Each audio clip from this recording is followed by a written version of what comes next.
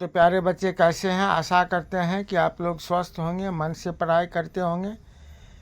चलिए आज हम लोग इस Krishna tuition centre YouTube channel पर काव्यखंड पाठ 6 जनतंत्र का जन्म शीर्षक पाठ का ऑब्जेक्टिव और सब्जेक्टिव क्वेश्चन आंसर देखेंगे, जो बिहार बोर्ड परीक्षा 2026 के लिए बहुत ही महत्वपूर्ण है। तो आइए प्रश्न देखते हैं। पहला, जनतंत्र का जन्म कविता के कवि कौन हैं? सही जवाब होगा रामधारी सिंह दिनकर। दूसरा है, रामधारी सिंह दिनकर किस गांव के निवासी थे? सिमरिया गांव के। डी नंबर का सही जवाब होगा। दिनकर जी के माता का क्या नाम था? ए नंबर मनरूप देवी। अगला है, दिनकर जी का जन्म कब हुआ था? 23 सितंबर 1908 ईस्वी को। डी नंबर का सही जवाब होगा। दिनकर जी के पिता कौन थे? रवि सिंह। सी नंबर का सही जवाब होगा। दिनकर जी किस युग के प्रमुख कवि थे? उत्तर छायावाद युग के। सी नंबर का सही जवाब। दिनकर जी मैट्रिक परीक्षा पास कब किए थे? 1928 ईस्वी को। दिनकर जी ने बीए ऑनर्स कब किया था? 1932 ईस्वी में। दिनकर जी किस हाई स्कूल में प्रधानाध्यापक रहे? HE हाई स्कूल बरबीघा में। रसवंती के रचनाकार कौन हैं? रामधारी सिंह दिनकर। बी नंबर सही जवाब होगा। दिनकर जी की रचना है, कौन रचना है? उर्वशी, साकेत, ग्राम्या, गुंजन, उर्वशी, ये सही जवाब होगा। दिनकर जी को साहित्य अकादमी पुरस्कार किस रचना पर दिया गया? संस्कृति के 4 अध्याय पर। ए नंबर का सही जवाब होगा। दिनकर जी को किस रचना पर ज्ञानपीठ पुरस्कार मिला था? उर्वशी पर। जनतंत्र की जन्म कविता में कवि ने किसे शक्तिशाली कहा है? जनता को। गवाक्ष का क्या अर्थ होता है? बड़ी खिड़की। उर्वशी किसकी कृति है? दिनकर जी की। दिनकर को साहित्य अकादमी पुरस्कार कब मिला? किस कृति पर मिला? दिनकर को साहित्य अकादमी पुरस्कार किस कृति पर मिला? संस्कृति के 4 अध्याय पर। दिनकर किस विश्वविद्यालय के उप कुलपति बनाए गए थे? भागलपुर विश्वविद्यालय के।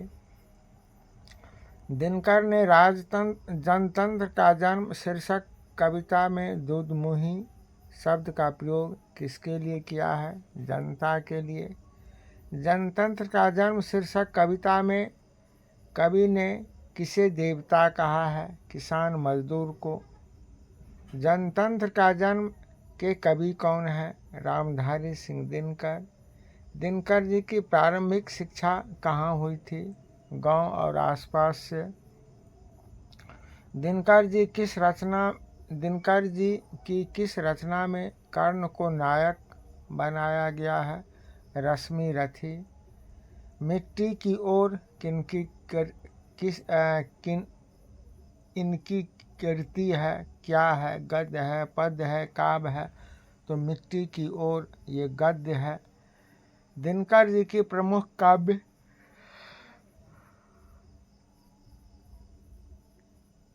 कृति क्या है? रेणुका, रसवंती, कुरुक्षेत्र, ये सभी इनमें से सही डी नंबर होगा। दिनकर जी की गद्य कृति क्या है? अर्धनारीश्वर, दिनकर की डायरी, बट पीपर, ये सभी का सभी है, इसीलिए डी नंबर सही होगा। दिनकर ने अपनी पढ़ाई कहाँ तक किए थे? BA honours. बी नंबर का सही होगा। भारत सरकार द्वारा उन्हें किससे सम्मानित किया गया? पद्म विभूषण से। किसे सिंहासन खाली करने की बात कही गई है? राजतंत्र और सामंतवाद को, इसीलिए ए और बी सही होगा। दिनकर जी का निर्धन कब हुआ?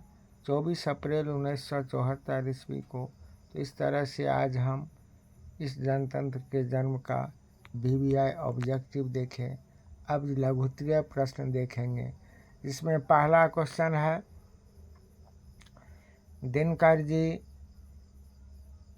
दिनकर की दृष्टि में समय के रथ का घर घर नाद क्या है? स्पष्ट करें। कवि ने सदियों से राजतंत्र से शासित जनता की जागृति को उजागर करते हुए समय के चक्र की ओर लोगों का ध्यान आकृष्ट किया है। राज सिंहासन पर राजा आरूढ़ होने जा रही है। समय की पुकार ही क्रांति की शंखनाद के रूप में रथ का घर घर नाद है। जनता की आवाज़, विद्रोह की आवाज़ ही उनके समय रूपी उनकी शंखनाद, जय घोष की शंखनाद का घर घर नाद है। आगे अगला प्रश्न, कवि की दृष्टि में आज के देवता कौन हैं और ये कहाँ मिलेंगे?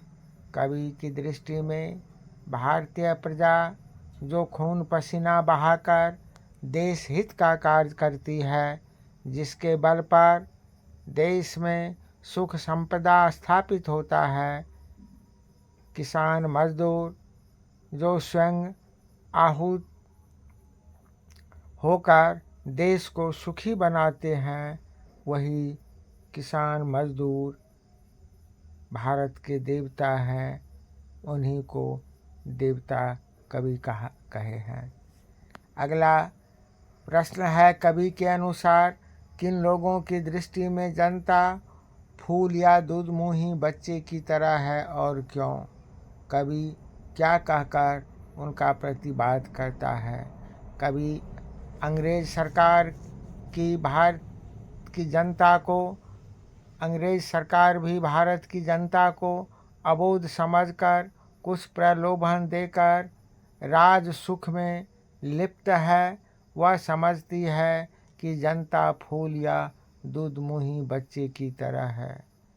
लेकिन इसके प्रतिकार में कवि ने कहा है कि जब भोली लगने लगती है, भोली भाली जनता लगने लगती है तो जाग उठती है, और जब जनता जाग उठती है, जब उसने अपने हित शक्ति का आभास हो जाता है, तो राजतंत्र हिल उठता है। अगला प्रश्न है, कवि जनता के स्वप्न का किस तरह चित्र खींचता है? भारत की जनता सदियों से, युगों युगों से राजा के अधीनस्थ रही, लेकिन कवि ने कहा है कि चिरकाल से अंधकार में रह रही जनता राजतंत्र को उखाड़ फेंकने के स्वप्न देख रही है। राजतंत्र समाप्त होगा और जनतंत्र कायम होगा। राजा नहीं बल्कि प्रजा राज करेगी। यही। अगला प्रश्न, कविता का मूल भाव क्या है? संक्षेप में लिखें अथवा जनतंत्र का जन्म शीर्षक कविता का भावार्थ लिखें। प्रस्तुत कविता आधुनिक भारत में जनतंत्र के उदय का जय घोष है। सदियों की पराधीनता के बाद स्वतंत्रता प्राप्त हुई और भारत में जनतंत्र की प्राण प्रतिष्ठा हुई। जनतंत्र के इतिहास और राजनीतिक अभिप्रायों को कविता में उजागर करते हुए कवि यहाँ एक नवीन भारत का शिलान्यास करता है, जिसमें जनता ही स्वयं सिंहासन पर आरूढ़ होने को है। इसमें कवि ने जनता निहित शक्ति को उजागर करते हुए जनतंत्र की महत्ता को स्थापित करने पर बल दिया है।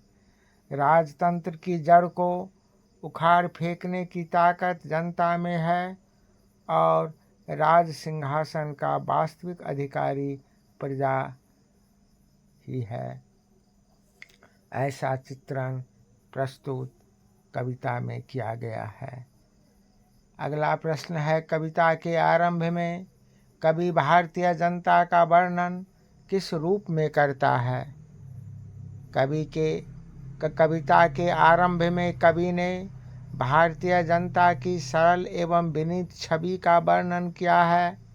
कवि ने कहा है कि जनता सहनशील होती है, जाड़ा गर्मी सबको सहती है, सुख दुख में एक समान रहती है, मिट्टी की मूरत की तरह अबोध है, जनता फूल की तरह, जब चाहो जहाँ जिस रूप में रख दो, जनता अबोध बालक है, जिसे छोटे मोटे प्रलोभन देकर प्रसन्न किया जा सकता है।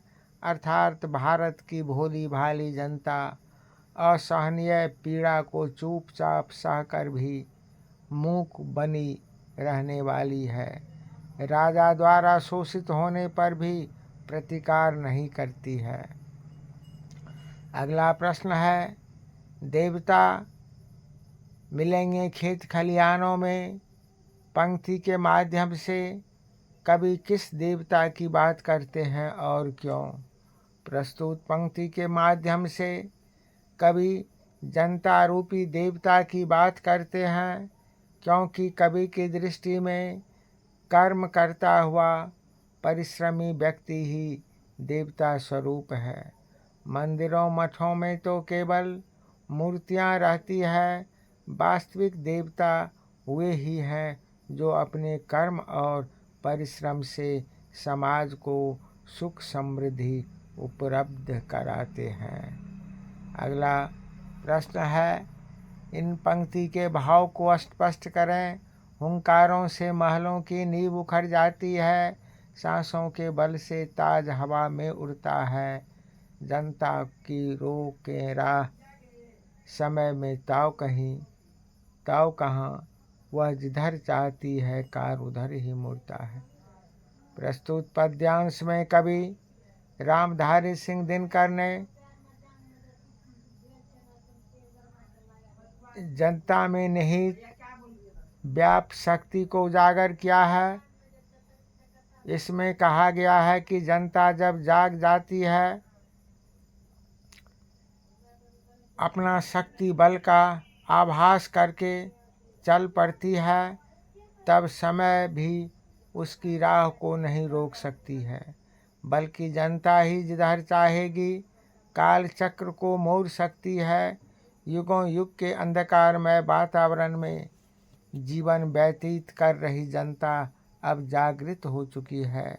युगों युग का स्वप्न साकार हेतु कदम बढ़ चुके हैं, जिसे अब रोका नहीं जा सकता है।